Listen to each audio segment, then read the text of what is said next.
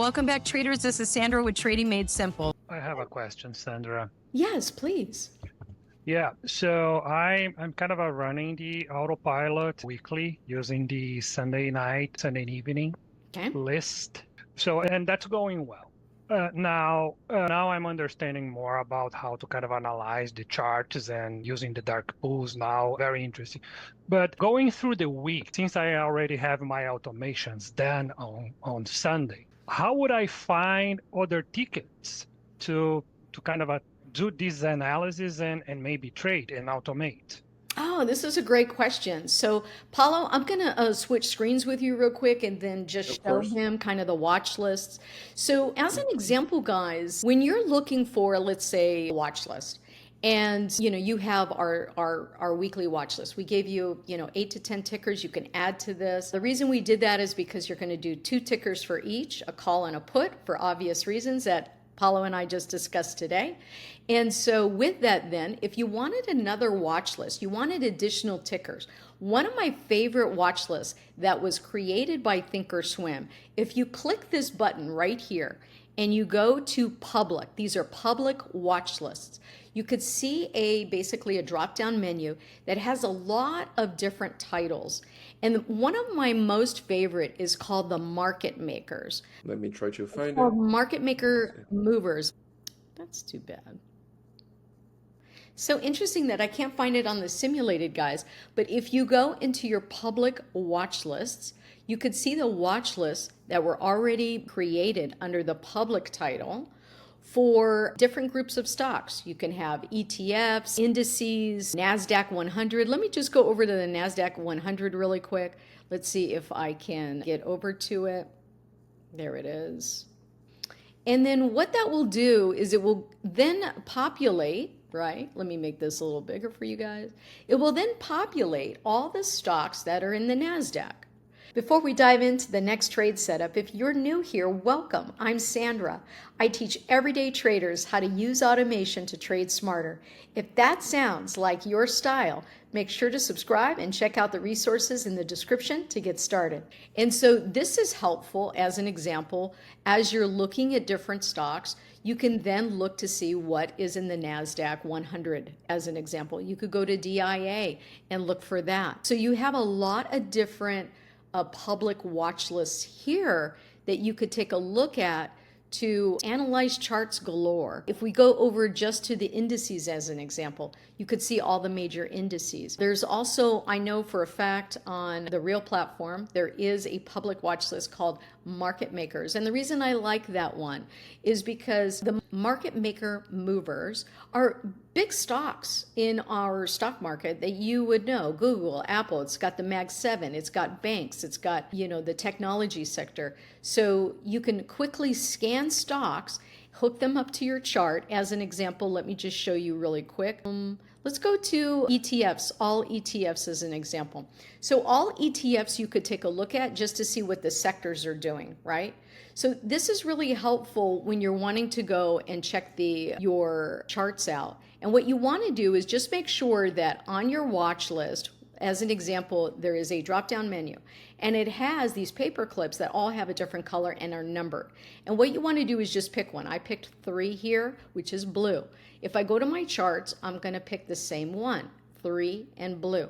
And then that would mean that every time that I go to take a look at a chart, it's automatically going to pop up for me, so I don't have to enter the ticker in the box each and every time. So I'm hoping that this helps you kind of find a different watch list, maybe a couple tickers that you want to add to your watch list. Is that helpful? Yeah, and I found the Market Maker Move Stocks list. Yep. Great. And the other thing I was going to say that if you go over to Market Watch as an example, you could see a heat map that just kind of shows you, what's moving and what's not. But if you wanted to just, in your own mind, identify the sectors, this is an easy way that you could create your own watch list and say, what are the big 3 from financials? This was the easiest thing you can do. What are the big 3 from consumer discretionary? What are the big 3 from information technology? And you can see by the size of the boxes, right? The size of the boxes. What are the big 3 basically TFs or stocks that are in that sector for information technology, healthcare as an example, energy, utilities, real estate. And so this is a very easy view to see what's in that sector, and then maybe create a watch list of your own based on maybe the big three.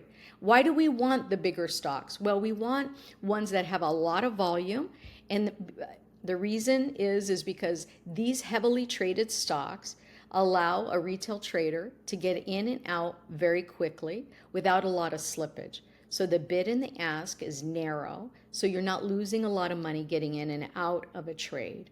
And so this is one of the reasons I show people this market watch. I'm glad that that helped out. Anybody else with any other questions?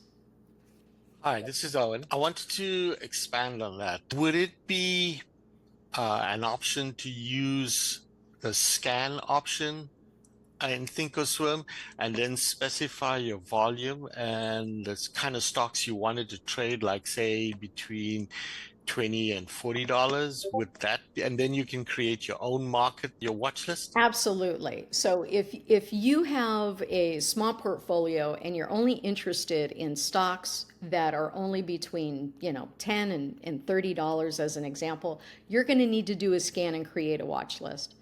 And the way that you would help to identify your scan, let me just show you this really quick if I can move this from here.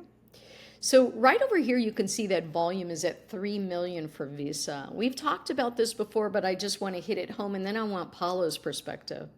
So you want to get a stock. Now, Visa is $341, guys, right? But you definitely want a stock that has at least 1 million in volume. That will allow you to get in and out. And then when you come over here to open interest and volume here, you want to make sure that you have at least 100 contracts. I feel like 100 contracts will allow you to get in and out, especially with automation, without you having to fight. Paulo, I used to call this Hotel California. You can check in, but you can never leave. I don't know if you guys are old enough to know the Eagles song. Okay, you only learn this in trading when you lose money. You're in a stock. It's a cheap stock. You're in an option contract, and all of a sudden you're like, why can't I get out of this? Like, I'm giving them so much money, I'm losing almost 100%, and I still can't get out of it. And you just end up losing your money because there's no marketplace. So please remember that your trade tab is a marketplace where at a grocery store, you need people to buy and sell in order to buy a contract and be able to sell it. Sometimes you could buy a contract, but you can never get out of it. And you just lost money. And it's like, why do that? So my tips are over 100 contracts, at least in one of these, open interest or volume, and then at least have 1 million. How about you, Paulo? What's your perspective on picking stocks like that? Let's see. Well, do you have a specific I actually try to focus more a bit on the charts, honestly, on the data we're having on the pre-market. And on those ARC pull levels, sometimes net flow and those price action levels. So every day on the pre-market, I run the information on the Tradealerts data, and I kind of try to look following that line of those trades, following that methodology. Okay. So for those of you that are, thinking about options on a ticker that maybe is only $20, $30, I would still try to look for something like, something that's well known to you. American Airlines, this is a stock that's $11. You're not going to have a ton of movement here, so be careful if you're buying a straight call or a straight put.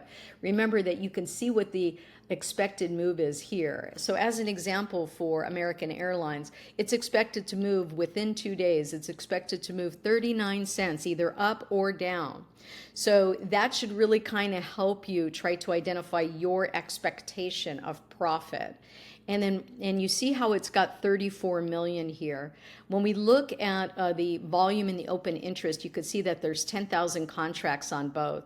And you could see that the bid and ask is between $1 here at $11.50 because we're right at the money. If we go in the money, it's $4 difference between 55 and 59.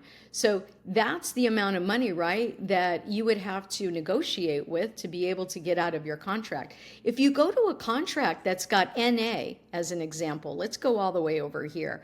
Here's one right over here. You see how it has, to sell it, it's zero money. To buy it, it's $1.39. So here is a great example of, you could buy an option contract, guys, for $139 and not be able to get out of it because there's just really no activity here. And if it's never happened to you, then please learn by all of our mistakes. Paulo, as an example, I mean, he's looking at Mag 7 every morning. Paulo, are there any stocks that you look at that are like really low cost, like $11, that you could maybe recommend to our group right now that, you know, you keep an eye on? Yes, of course. Let me stop sharing so you can bring up your chart. Maybe you have a watch list that you like. But yes, you can do a scan on Thinkorswim, but please remember those other factors, at least $1 million. If you're looking at options, if you're doing stock price, it doesn't matter, right? You're going to own the shares right when you buy them, you know, on the open market, and then you can hold on to them and then get rid of those shares when you want to. But for options, you need to pay attention to a couple things.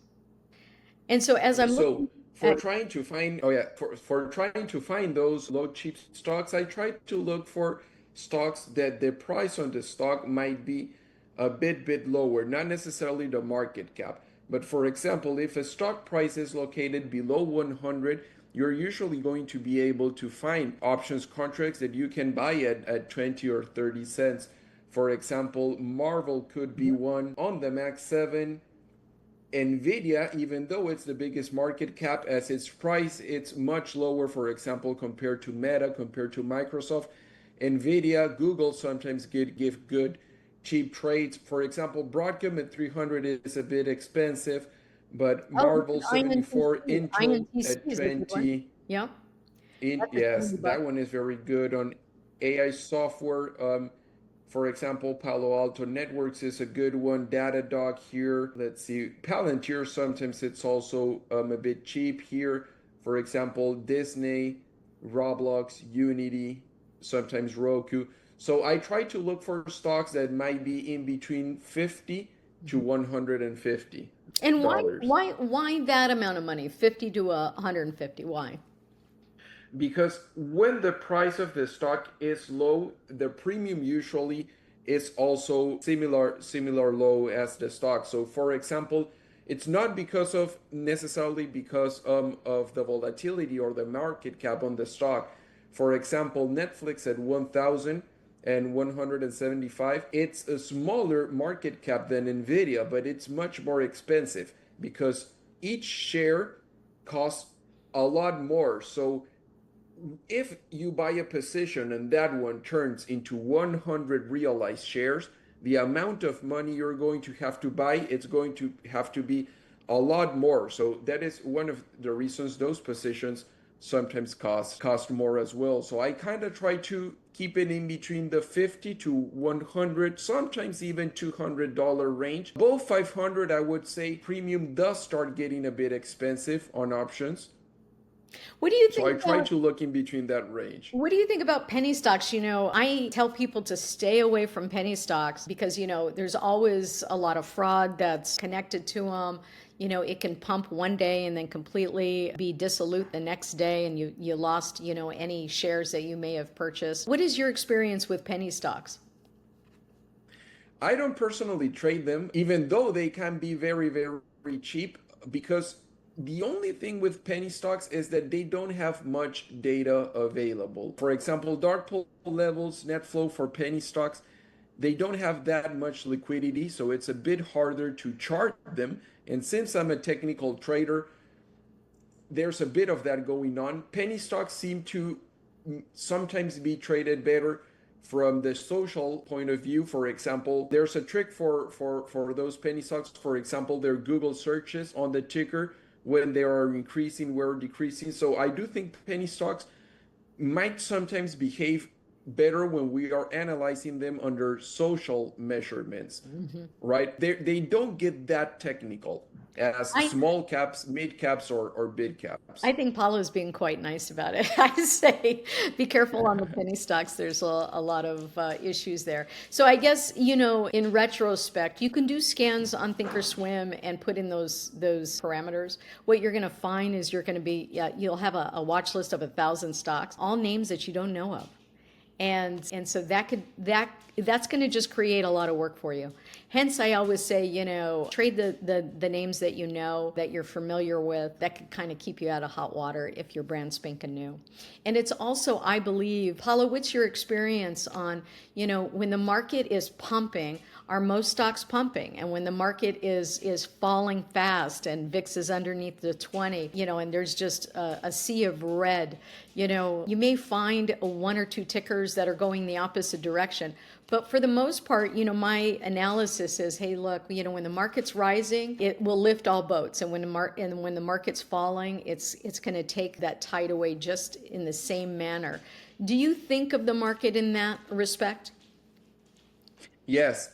The first thing I do on the pre-market is actually checking the broad market. So I try to chart the indices. And if the indices are looking like we're going higher, when I go into individual stocks, I would only look at potential buys. I don't try to counter, even if, for example, we have NVIDIA showing a bearish chart.